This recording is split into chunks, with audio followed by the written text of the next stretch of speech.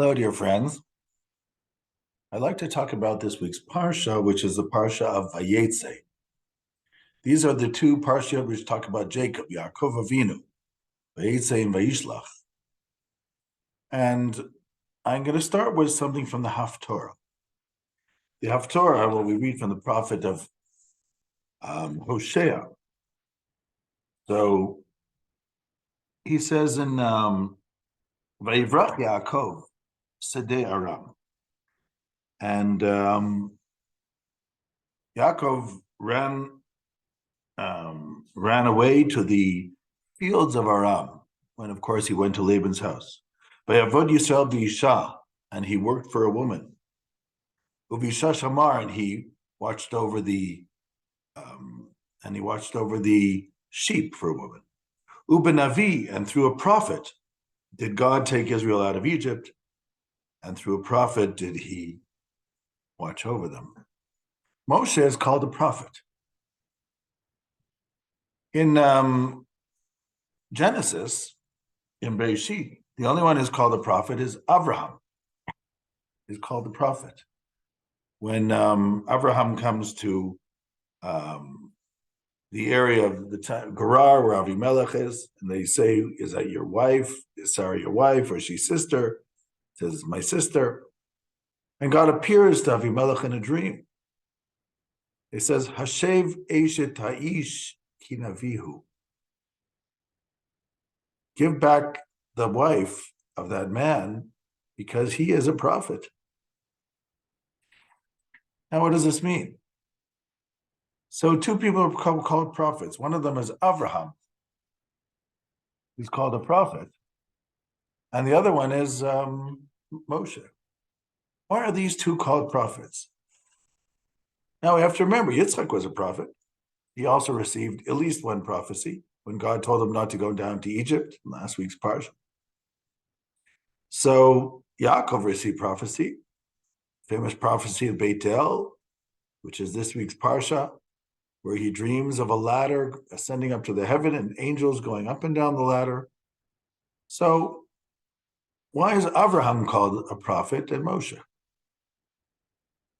To understand this, we have to understand really what's going on here in a sense. Monotheism doesn't really start with Abraham. Adam and Eve were monotheists. They knew that God created them and put them in the Garden of Eden.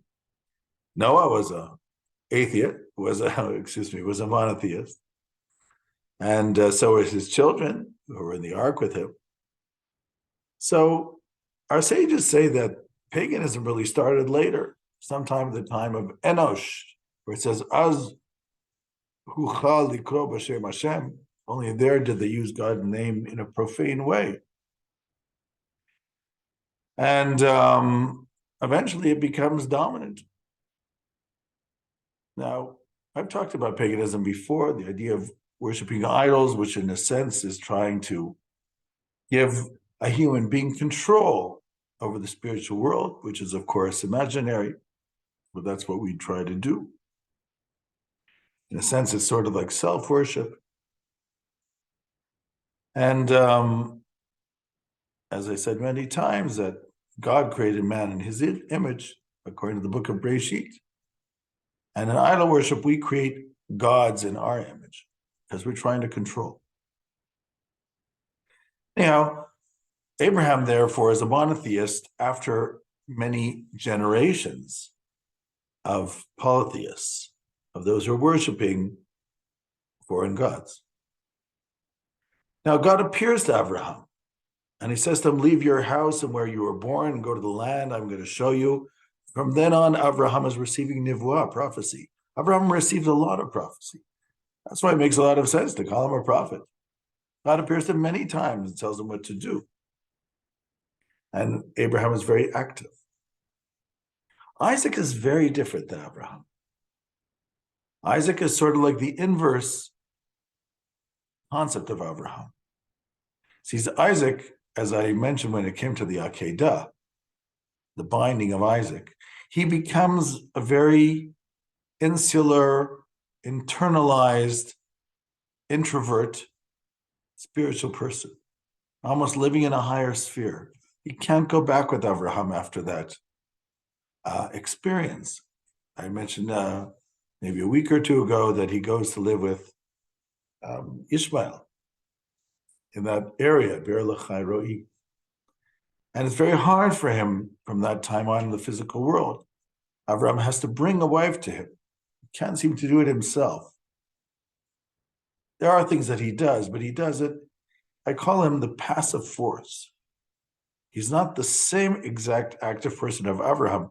He has a different relationship, even to God. It's called a relationship of reverence. As it says that Jacob, when he met up with Laban in this week's parsha, it says that he took an oath, befachad Yitzchak Aviv, in the fear of his father Isaac, meaning the reverence, what his father Isaac reveres, meaning the God of Isaac. So the relationship of Isaac to God, of Yitzchak, is a relationship of yira, of reverence, which is different than Abraham, who's called Abraham Ohavi. He's called by Isaiah, Abraham, my lover.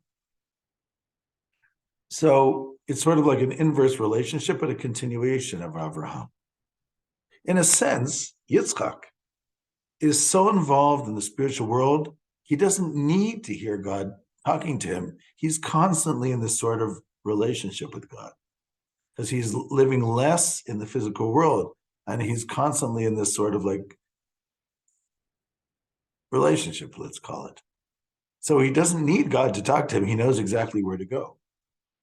That's why when Yaakov blesses the children of Joseph, he says, "Ha'Elohim asher hitalchu avotai lefanav," the God who my ancestors walked in front of.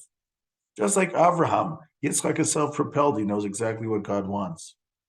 One time, when he's going south towards Gerar, God says to him, "But don't go to Egypt." So he doesn't. So it seems that God only talks to him when it's something unusual. But normally, he doesn't need it. He's in this constant relationship. He doesn't even need God to talk to him. He knows exactly what's going on. It's a very unusual spiritual relationship. And then you have Yaakov. Yaakov is the first time where prophecy is mentioned to happen in a dream. Vayachalom. Even Abraham, at the covenant of the parts, says about, and the covenant of the parts, it says about Abraham, Tarde Magdola nofelet alav, that he was, a fatigue fell upon him, but it doesn't say that he dreamed. About Yaakov, it says specifically, Vayachalom, he had a dream, and he sees this ladder. And he also says to his wives, they had a dream about an angel who appeared to him and told him also what exactly to do with Laban, so that with sheep, that the sheep would come out dotted, exactly, that's what the angel told him. And so it's like, and he's also in shock that he gets a revelation from God. He wakes up in the morning, he says, this is a very significant place. It's an awesome place. Ein ze ki beit Elohim. This must be the house of God, and this must be the gate to heaven. It's a very significant place.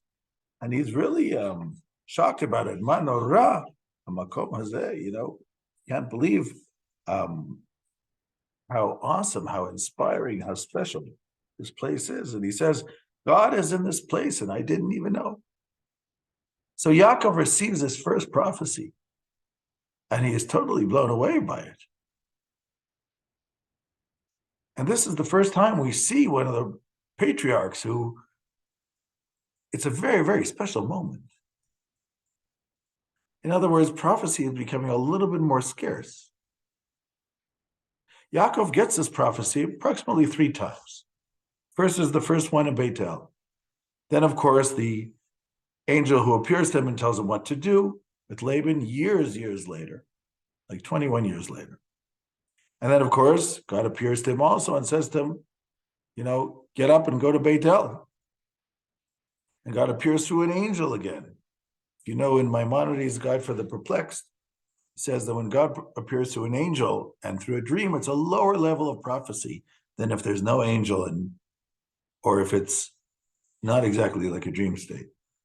Moses, of course, the highest, according to Maimonides, was never in a dream state.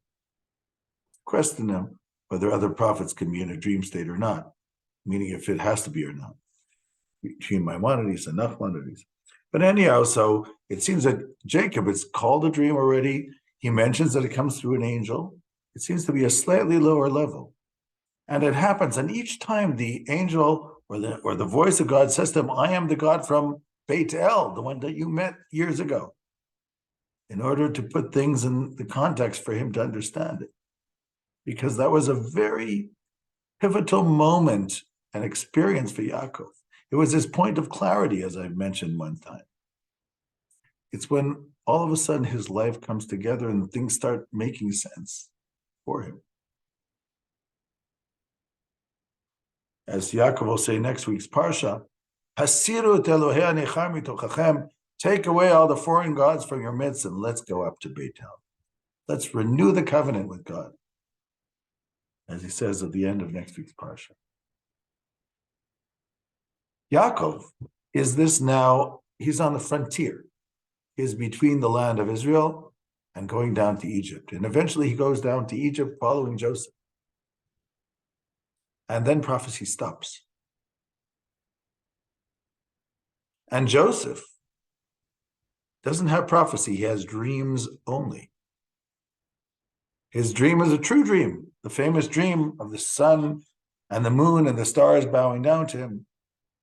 The first dream that he had, we'll talk about this when we get there, is the dream that every young man wants to dream, that he will be the one who will bring the sustenance and the prosperity to the household. He'll be the breadwinner. That's why he dreams about these stalks of wheat, and the bundles of wheat of his brothers are bowing down to him. But the second dream is the one which is more important, which is the one where he sees all the sun, the 11 stars bowing down to him, the 11 brothers, and the sun and the moon, which is his father and mother. Of course, Jacob wonders because your mother passed away. How could this be? But it says Jacob thought about it, Shamar Tadavar, and he remembered this, kept it in his mind. And Joseph feels that there's something special about that dream. It's not exactly prophecy, but there seems to be something special. Maybe it's through divine inspiration. Maybe it's just a real dream, something very special. Because he's outside of Israel and it's gone down a little bit, there still are dreams. So you have your levels. Prophecy stops from the end of Jacob's life. And as I said, Joseph only has dreams. And then it stops completely for hundreds of years.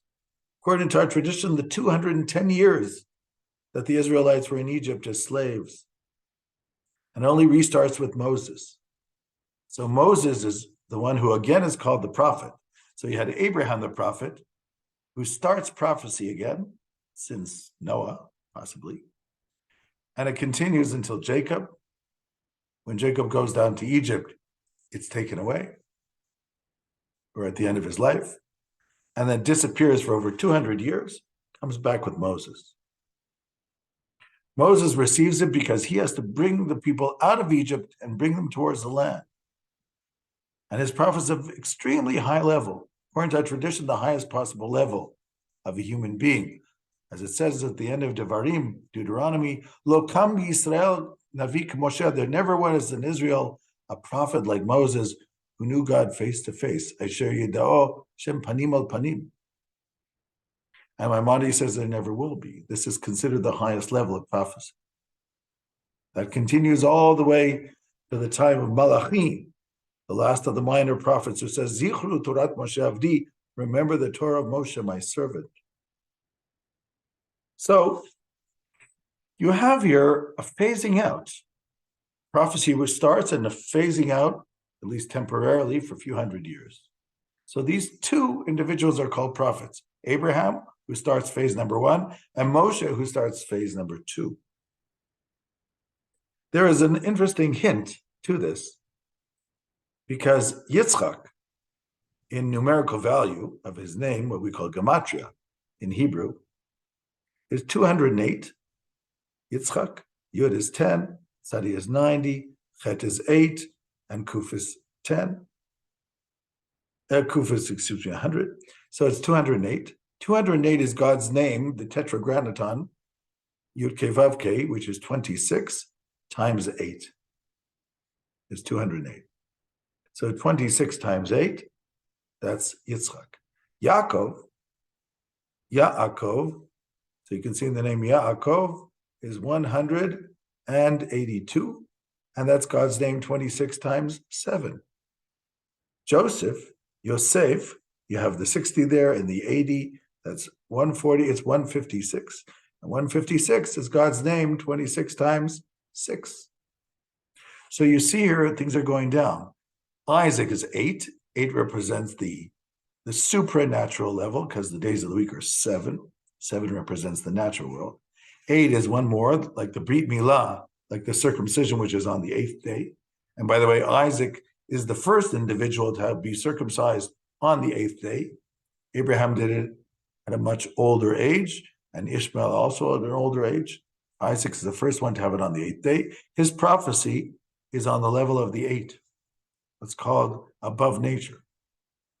Jacob's prophecy, because he goes in and out, he's more involved in this world. He's not like Yitzchak, who's almost in a higher sphere. He is involved in this world and he has to struggle in this world. He's called God's name times 7, which means he's receiving prophecy, but he's still struggling in this world. Joseph, who is already in Egypt and not receiving prophecy, but he did have a true dream. So he's called God's name times 6, which means it's missing the 7, it's missing the Shabbat, the Sabbath, which is the spirituality within this world because you're in exile. But still he has an inkling, he can still dream and envision which way we're supposed to go. I think this is something also that we need to understand when we talk about the Jewish experience, historical experience. We do have the Torah, which is our direction. And when we're in the land, there is the chance of prophecy, especially in antiquity. We actually believe that it will come back eventually. Hard to know when this eventually will be, but hopefully we will not one day merit it. And but when we are without prophecy, especially when they're in times of the exile, there are still those who have the ability to dream and envision things. And through this, we're able to struggle and take ourselves through. So the Torah gives us direction when we study it. And some people have the ability to envision the way. They're called the Josephs. We're trying to bring the people back on the path and the path back to the land of Israel. That's why Joseph in Gematria, 156, is also the Gematria of Zion, Sion, Sadi, Yud, Vav, Nun, because Joseph has the ability to bring us back to Zion.